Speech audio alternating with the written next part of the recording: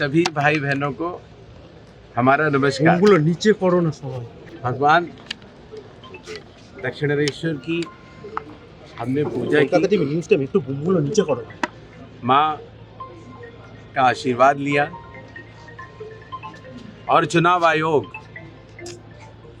पश्चिम बंगाल में हिंसा रहित और दबाव रहित चुनाव कराने के लिए कटिबद्ध है।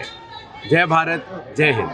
জ্ঞানেশ কুমার নির্বাচন কমিশন মারফত সাধারণ মানুষকে যেভাবে হ্যারেস করছে, প্রতিনিয়ত ন্যায্য ভোটারদের নাম কেটে দিচ্ছে, বিচারাধীন করছে, আমরা সাধারণ মানুষ তীব্র প্রতিবাদ জানাচ্ছি এর বিরুদ্ধে। আমরা ধিক্কার জানাচ্ছি।